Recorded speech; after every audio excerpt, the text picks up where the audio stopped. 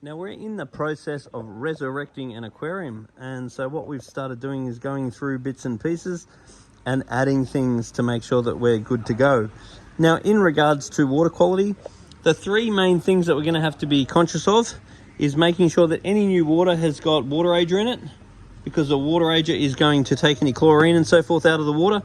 So a generous dose of that with all water. That's top up water, water change water, and new water. Then the next thing we want to be aware of is the pH. Now Sydney tap water tends to run alkaline. So when you start out, your pH tends to be on the high side, be a little bit blue. And that's typically good, but we don't want it going yellow. So for this particular aquarium, it's going to be a tropical aquarium, we want to run about 7.4. So we need to be able to test the pH, because over time, the pH is going to have a tendency to fall on us. So the pH is a colorimetric test. So when we're testing the water, we're actually checking what the water quality is showing up against the color chart. Now the other two that we're going to be concerned about is KH and GH. Now KH and GH are what's called titration tests. They're not colorimetric tests, so we're not actually comparing the color to a color chart. We're actually counting the drops. So for this tank, I want the KH to be around 4 to 6 drops. So what we're going to do is we're going to fill up our test tube that we've got in the pH to the 5 mil mark. Then we're going to put 1 drop of KH in, shake it, 2 drops of KH in, shake it, 3 drops of KH in, shake it, and we're waiting for the color to change. So it'll start off blue, and then when it goes boom, it changes to yellow. Then counting the drops to the change is how you do a titration test. So we want 4 to 6 drops here, and then and that's going to correspond to the KH.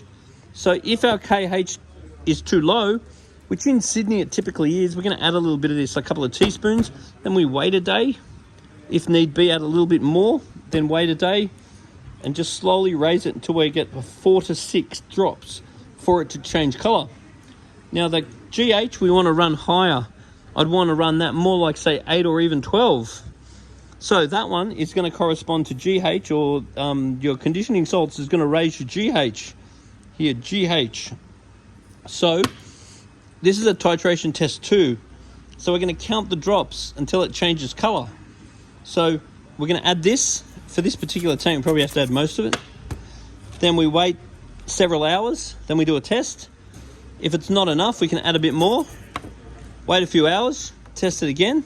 So if you just pop these two inside this, and they're the 3 main tests that people tend to do over time.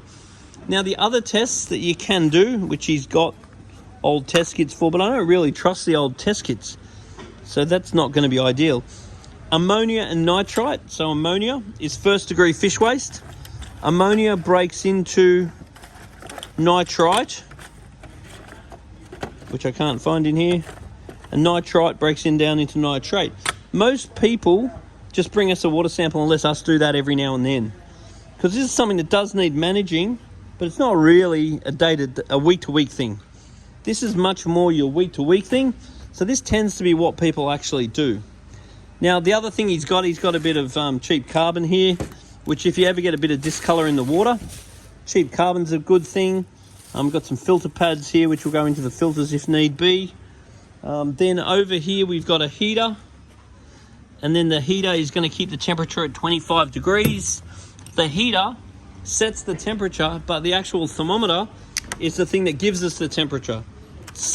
That's what we check the temperature on, the thermometer. We want about 25 degrees, and if the temperature's not right, we can turn the heater up or down as need be. Now what we've also got here is we've got a little power head, which will be great for just shooting the water around. Then we've got a water pump, which will be great to probably just circle the water in this sort of a little aquarium to agitate the surface. Then we've got another one that would be good to run our filter. Then we've got a couple of lights that we can put in the water, which will look nice. And then we've got a couple of air stones that we're probably not going to use right now, because he's got a noisy ass old pump that I'd be chucking out. So basically we're going to go home, we're going to fit the tank off with these bits and pieces. We're going to add water ager, GH and KH. We're going to wait a few hours and then test them. We're going to turn the heater on and keep an idea of the temperature.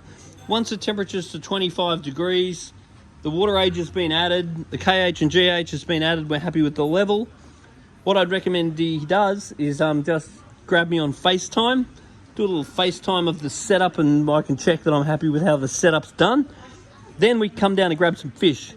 So we want to grab a little bit of cheap hardy fish, put them in the tank, give them 2 weeks, let them settle in. Don't feed for the first 2 days. Then we want to come back and look at getting some extra fish.